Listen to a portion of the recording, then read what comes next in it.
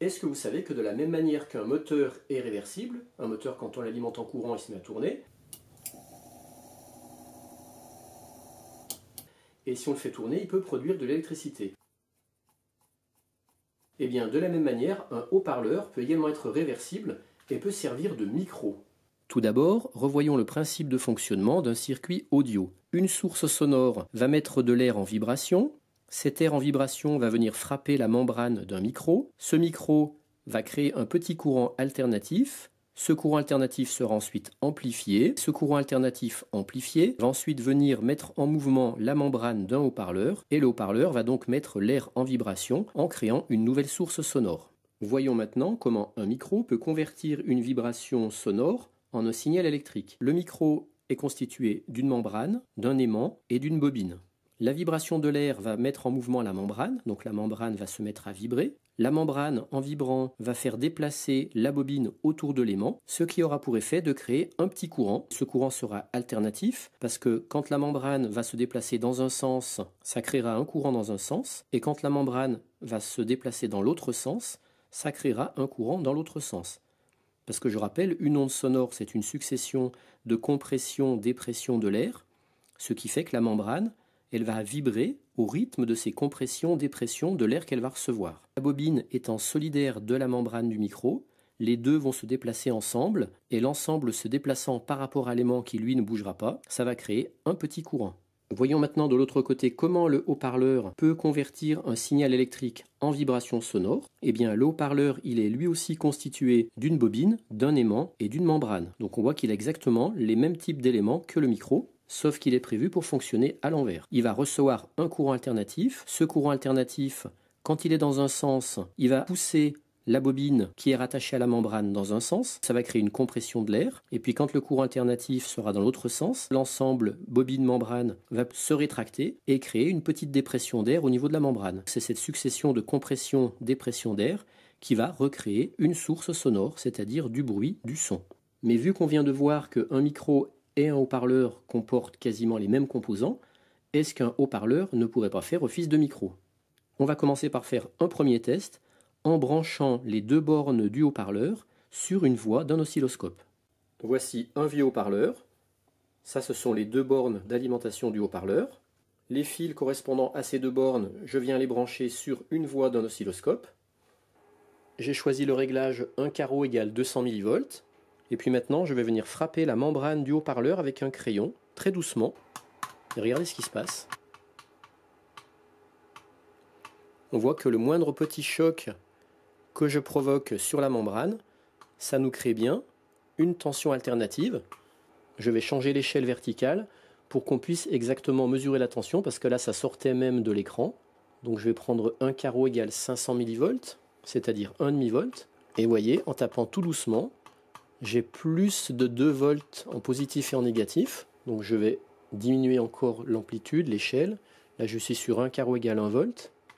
Voilà. Donc j'arrive presque des fois à avoir même du 4-5 volts. Et maintenant je vais voir qu'est-ce qui se passe quand je parle tout près du haut-parleur. Pour ça je vais rechanger l'échelle verticale. Je vais augmenter la définition. Je vais revenir sur 1 carreau égale 200 mV. Et là vous voyez je parle à 20 cm du haut-parleur. Et j'ai déjà un signal. Donc là je m'approche plus près.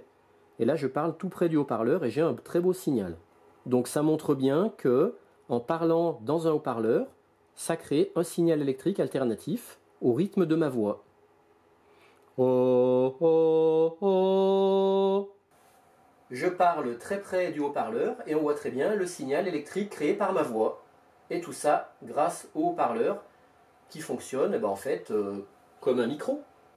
Compte tenu de ce qu'on vient de voir, si je prends deux haut-parleurs, que je les relie ensemble, simplement comme ça par leur fil, sans alimentation électrique, rien du tout, rien que mes deux haut-parleurs reliés ensemble par leur fil. Et bien, a priori, quand je vais parler dans celui-là, je devrais logiquement entendre dans celui-là, et puis l'inverse devrait marcher aussi. Quand je parlerai dans celui-là, je devrais entendre dans celui-là. Vous êtes comme moi, hein, vous voulez savoir, vous êtes curieux. Allez, on fait l'essai. Allez, ici je mets mon premier haut-parleur, celui qui va recevoir. Pour augmenter la sensibilité, je mets un petit gobelet dessus, ça augmente la résonance. Le haut-parleur, je le relie à un long fil double. Comme il y a deux brins, il me faut un fil avec 2 brins. Je le fais courir par terre. Je vais dans une pièce à côté. Ça, c'est mon deuxième haut-parleur. En fait, c'est une petite enceinte, toute simple. Il n'y a pas d'électronique, c'est juste un haut-parleur dans un boîtier. Et comme je ne peux pas être des deux côtés à la fois, c'est pas moi qui vais parler dans ce haut-parleur, ça sera ce petit poste radio que je vais venir tout simplement plaquer contre mon deuxième haut-parleur. Je vais allumer la radio, on va passer dans la pièce à côté en fermant bien les portes pour voir si on reçoit sur l'autre haut-parleur. Allez, c'est parti. Absolument, et puis il avait quand même un métier, il voyageait beaucoup, etc. Je ferme la première porte. Je ferme la deuxième porte. Et je viens sur le deuxième haut-parleur. Et oui, on entend bien quelque chose.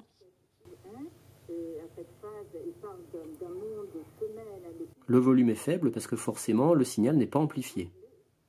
Mais vous voyez, sur le principe, ça marche. On a vu que ça marchait bien dans un sens, maintenant on va vérifier la réversibilité, mais logiquement ça va forcément également marcher dans l'autre sens. Cette fois je mets ce haut-parleur contre ce poste radio, et à nouveau je vais dans l'autre pièce en fermant bien les portes. Je ferme la première, je ferme la deuxième. Voilà l'autre haut-parleur. Je l'entends déjà, mais je vais m'approcher pour que vous puissiez l'entendre.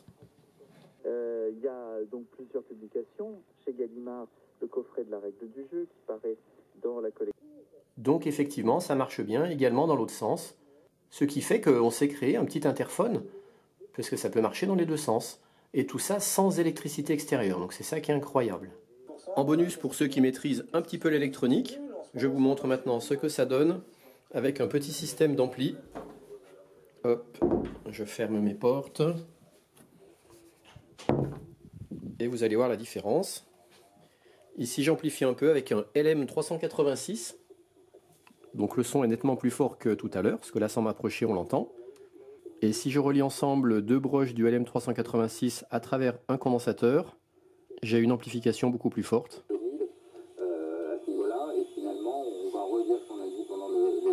Voilà, donc là c'est nettement plus fort. Par contre là ça marchera que dans un sens, parce que si je parle dans ce haut-parleur, je ne le recevrai pas dans l'autre, puisque je passe à travers un petit montage électronique d'amplification.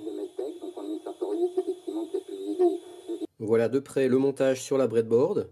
Et maintenant je vais vous montrer le schéma du montage au tableau.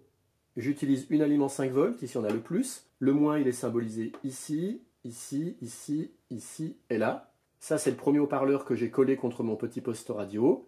Ça c'est le deuxième haut-parleur sur lequel est ressorti le son amplifié.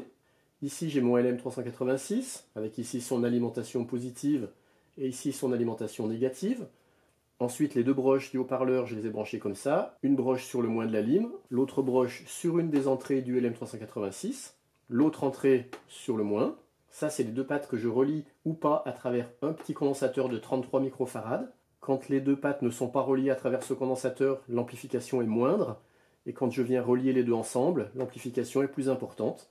Comme vous l'avez entendu, ça a tendance à un peu saturer quand je branche comme ça. Et puis sur cette broche-là, c'est la sortie amplifiée que je viens relier à mon haut-parleur à travers un condensateur de 220 microfarad. Donc la première broche du haut-parleur reliée ici, la seconde broche reliée au moins de la lime. Et puis on peut également rajouter ce petit segment-là qui doit servir de filtre avec une petite résistance de 10 ohms et un tout petit condensateur de 0,1 microfarad relié au moins de la lime. J'ai essayé que je mette ce segment-là ou que je ne le mette pas, ça ne changeait rien à mon expérience. Et puis on peut également rajouter ce condensateur de découplage au niveau de la lime de façon à assurer une alimentation très stable au niveau du LM386. Mais pareil, quand je l'enlève, ça ne change pas spécialement le fonctionnement de mon petit montage. Accessoirement, je chope également de la radio, parce que comme mon fil entre mes 2 haut-parleurs il fait antenne, du coup je chope un peu une émission radio qui doit être émise pas très loin de chez moi. Et maintenant je vais vous dire au revoir depuis l'autre haut-parleur qui est dans la pièce d'à côté.